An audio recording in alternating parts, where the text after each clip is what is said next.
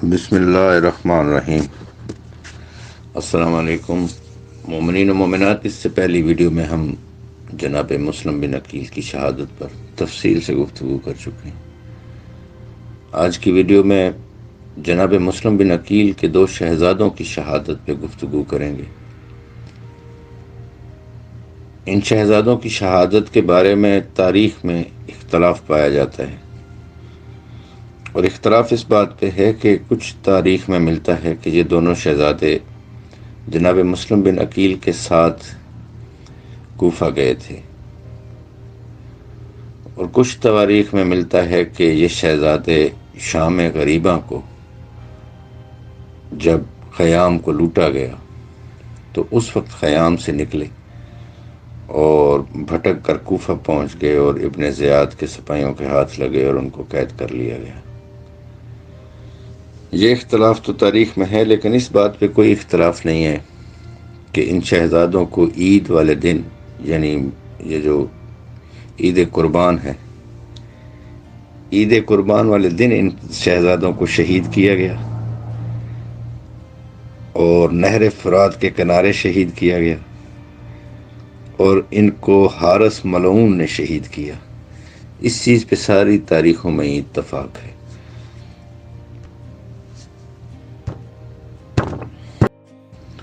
ہم اس واقعہ کو شیخ صدوق کی امالی اور ملا حسین کاشفی کی کتاب روضۃ الشہداء سے نقل کرتے ہیں۔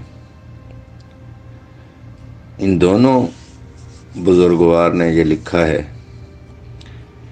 کہ واقعہ کربلا کے بعد جب امام حسین علیہ الصلوۃ والسلام شہید ہو گئے تو شام غریباں کو جب خیام کو آگ لگائی گئی تو اس سے نکل کر یہ دونوں بچے بھٹک کر کوفہ کی طرف آ گئے اور ابن زیاد کے سپاہیوں کے ہاتھ لگ گئے، اور جب ان بچوں کو ابن زیاد کے سامنے پیش کیا گیا اور کہا گیا کہ یہ مسلم بن عقیل کے بچے ہیں، تو اس نے زندان کے داروغہ کو بلایا اور کہا کہ ان بچوں کو جا کے زندان میں ڈال دو، اور ساتھ یہ بھی حکم دیا کہ ان کو اچھا کھانا اور ٹھنڈا پانی ہرگز نہ دینا اور ان پر سختی کرنا۔ داروغہ نے ایسا ہی کیا۔ وہ دونوں شہزادے، جن میں سے ایک کا نام محمد تھا اور اس کی عمر تاریخ نے لکھا ہے کہ 7 سال تھی، اور جو چھوٹا شہزادہ تھا اس کا نام ابراہیم تھا اور اس کی عمر 5 سال تھی، یہ اس زندان کی تنگی اور تاریکی میں 1 سال تک قید رہے۔ 1 سال کی قید کے بعد ان دونوں بھائیوں نے آپس میں مشورہ کیا کہ ہو سکتا ہے یہ جو داروغہ ہے زندان کا پہرے دار، اسے ہم اگر اپنا تعارف کرائیں تو ہو سکتا ہے اس کے دل میں رحم آ جائے اور ہماری قید میں کچھ تخفیف ہو جائے۔ رات کو جب داروغہ آیا تو جو بڑا شہزادہ تھا محمد ابن مسلم بن عقیل، انہوں نے سوال کیا داروغہ سے کہ کیا تو محمد رسول اللہ کو پہچانتا ہے؟ داروغہ نے کہا انہیں کیسے نہیں پہچانتا، وہ تو ہمارے نبی ہیں۔ شہزادے نے دوسرا سوال کیا کہ کیا تو علی ابن ابی طالب کو جانتا ہے؟ داروغہ نے کہا کیسے نہیں پہچانوں گا، وہ تو ہمارے امام ہیں۔ شہزادے نے اگلا سوال کیا کہ کیا تو جعفر ابن ابی طالب کو جانتا ہے؟ تو داروغہ نے کہا ہاں میں ان کو بھی جانتا ہوں، وہ تو ایسے شہید ہیں کہ رسول اللہ نے فرمایا جنت میں ان کو 2 پر ملے ہوئے ہیں پرواز کرنے کے لیے۔ تو شہزادے نے کہا کہ ہم اسی رسول کی اولاد میں سے ہیں، ہم علی ابن ابی طالب کے نواسے ہیں، جعفر ابن ابی طالب کے پوتے ہیں، اور مسلم بن عقیل کے بیٹے ہیں۔ داروغہ جو کہ مومن آدمی تھا، اسے جیسے ہی پتہ چلا کہ یہ شہزادے اولاد رسول میں سے ہیں تو وہ شہزادوں کے قدموں پہ گر گیا۔ اس نے کہا مجھے ہرگز نہیں پتہ تھا، میں تو اپنی یہ داروغہ کی نوکری کرتا تھا، مجھے آپ کا تعارف نہیں تھا۔ اب آپ حکم کریں کہ آپ مجھ سے کیا چاہتے ہیں، میں آپ لوگوں کے لیے اپنی جان بھی دے سکتا ہوں۔ تو شہزادوں نے کہا کہ اگر ممکن ہو سکے تو ہم کو مدینہ پہنچا دے یا مدینہ کا رستہ بتا دے۔ داروغہ نے کہا میں مدینہ تو نہیں پہنچا سکتا، لیکن میں آپ کی اس قید کو ختم کر سکتا ہوں۔ میں رات کو آؤں گا اور آپ دونوں شہزادوں کو اس قید سے نجات دلا دوں گا۔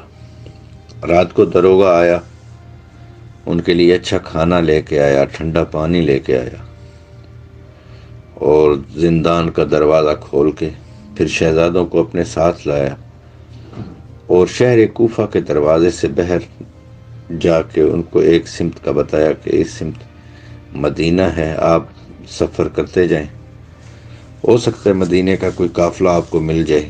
ویسے ایک قافلہ آج نکل کے گیا بھی ہے مدینے کی طرف، تو اگر آپ کسی قافلے کو مل جائیں گے تو مدینہ ضرور پہنچ جائیں گے۔ دونوں شہزادے رات کی تاریکی میں کافی دیر چلتے رہے۔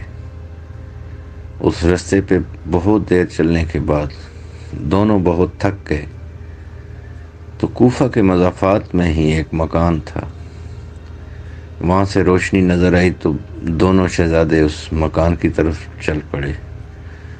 اس مکان پر پہنچ کر انہوں نے دق الباب کیا اور ایک بڑھیا گھر سے برآمد ہوئی۔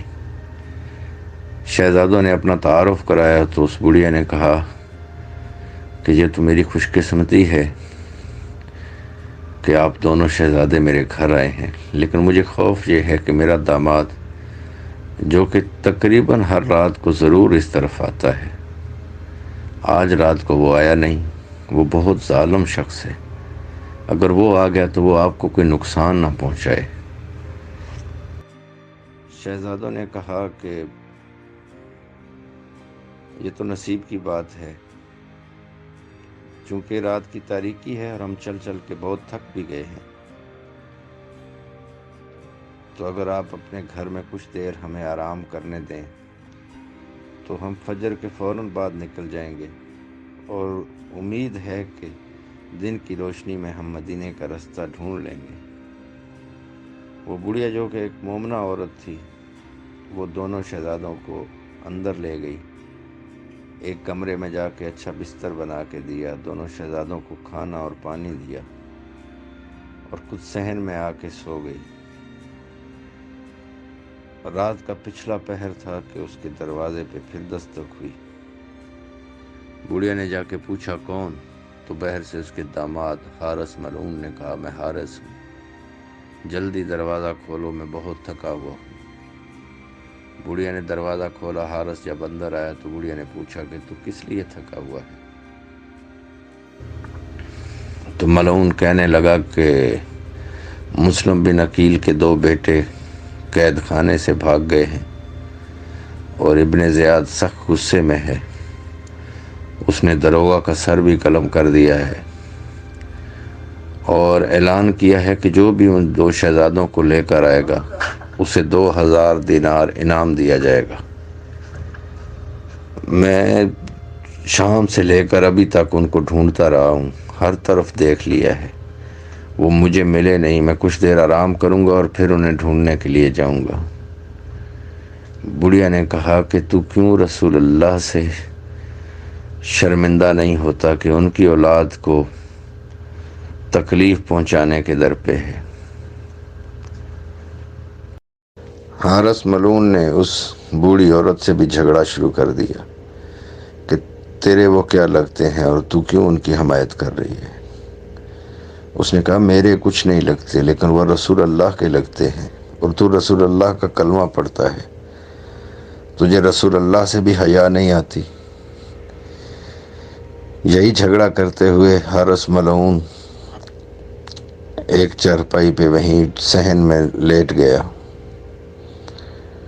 ادھر دونوں شہزادے جو کہ 1 سال کی قید گزار کے بہت تکالیف اٹھا کے پہلی دفعہ ایک آرام دہ بستر پہ سوئے تھے، اچانک چھوٹے شہزادے نے خواب میں اپنی ماں کو دیکھا تو وہ اٹھ کے بستر پہ بیٹھ کے رونے لگا۔ جیسے ہی بچے کے رونے کی آواز اس ملعون کے کانوں پر پڑی تو اٹھ کر رات کی تاریکی میں شہزادوں کی طرف بڑھنے لگا۔ دیوار اور زمین کے سہارے سے چلتا گیا، حتیٰ کہ اس کا نجس ہاتھ چھوٹے بچے کے سر پر آ کے لگا۔ اس ملعون نے بالوں سے پکڑ لیا شہزادے کو۔ شہزادے نے پوچھا، تو کون ہے؟ یہ حرامزادہ کہنے لگا، میں تو مکان کا مالک ہوں، تم کون ہو؟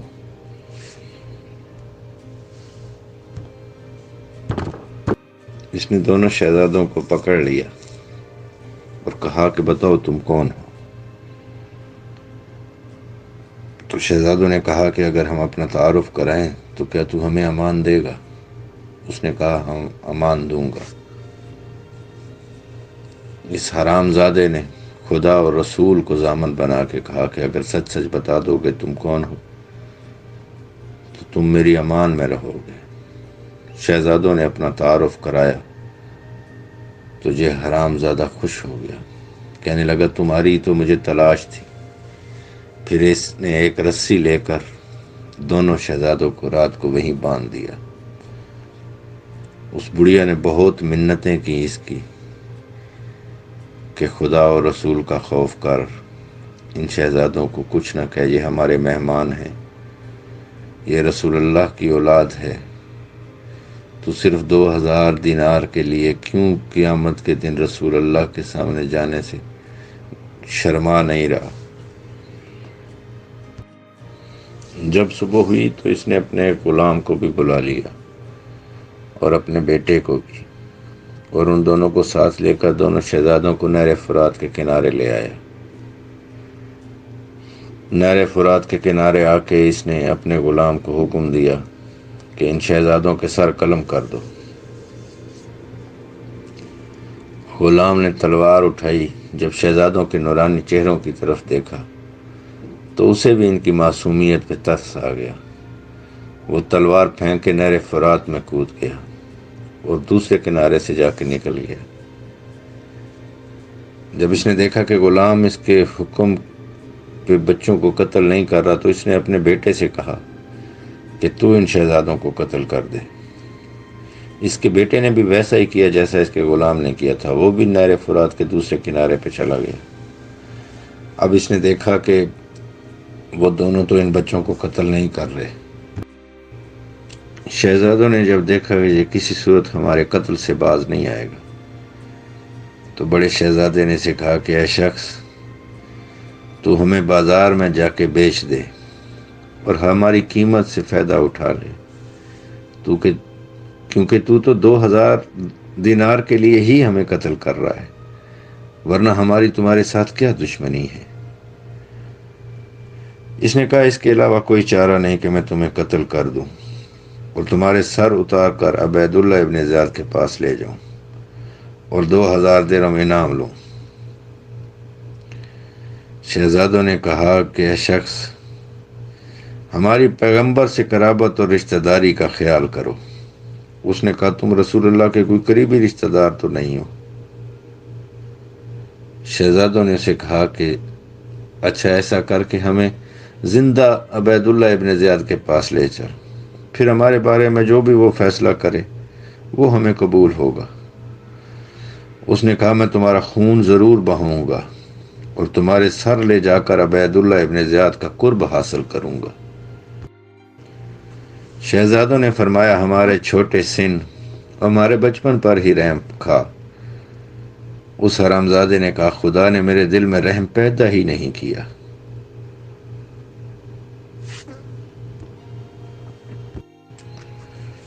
شہزادوں نے کہا کہ اچھا اگر تو نے ہمیں قتل ہی کرنا ہے تو ہمیں اتنی مہلت دے کہ ہم نماز پڑھ لیں۔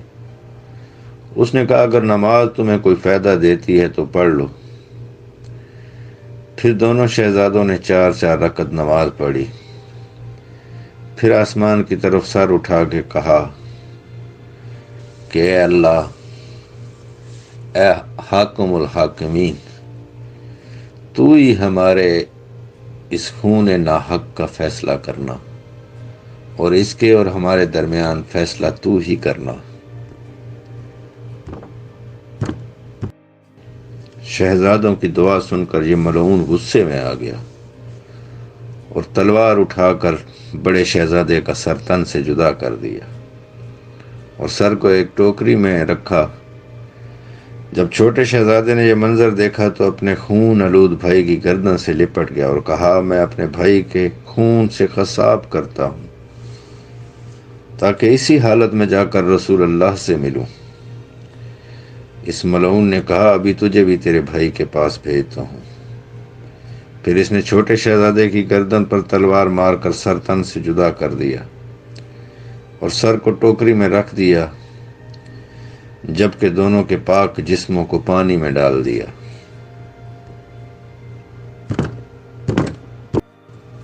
پھر ان شہزادوں کے سروں کو لے کر کوفہ شہر کی طرف چلا۔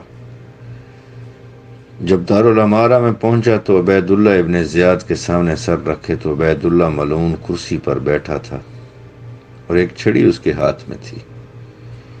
جوں ہی اس کی نظر ان دو شہزادوں کے پاک اور نورانی سروں پر پڑی تو 3 دفعہ اپنی کرسی پر سے اٹھا اور بیٹھا۔ پھر ان شہزادوں کے قاتل سے خطاب کر کے کہا، تو برباد ہو جائے، ان کو کہاں سے تلاش کیا ہے؟ اس نے کہا، یہ میری ساس کے گھر میں تھے۔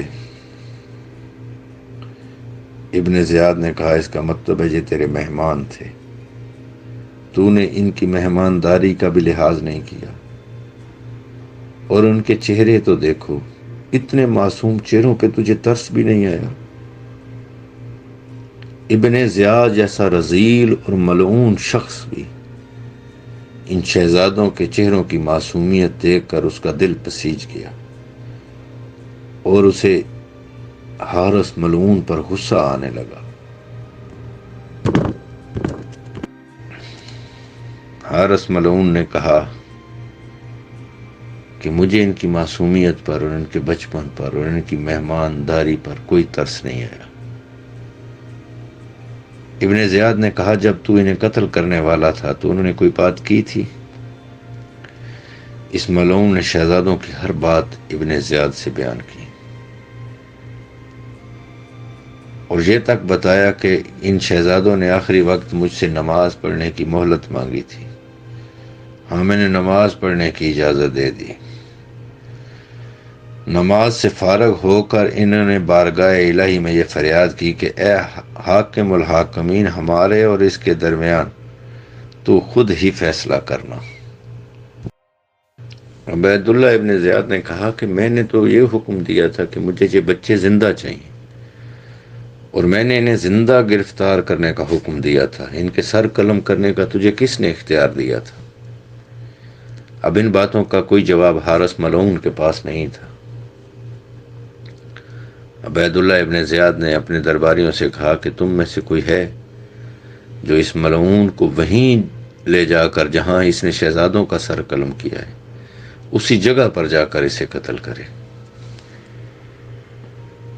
تو یہ شہزادوں کی شہادت کی خبر پورے کوفہ میں پھیل چکی تھی اور عمومی لوگ بہت مغموم تھے ان بچوں کے سروں کو دیکھ کر، کیونکہ جب یہ کوفہ شہر میں داخل ہوا تھا تو لوگوں کو سر دکھاتا ہوا دارالعمارہ تک آیا تھا۔ ایک شامی شخص اٹھا، اس نے کہا کہ میں اسے قتل کروں گا۔ ابن زیاد نے اس کے ہاتھ باندھ کر اسے اس شامی کے حوالے کر دیا۔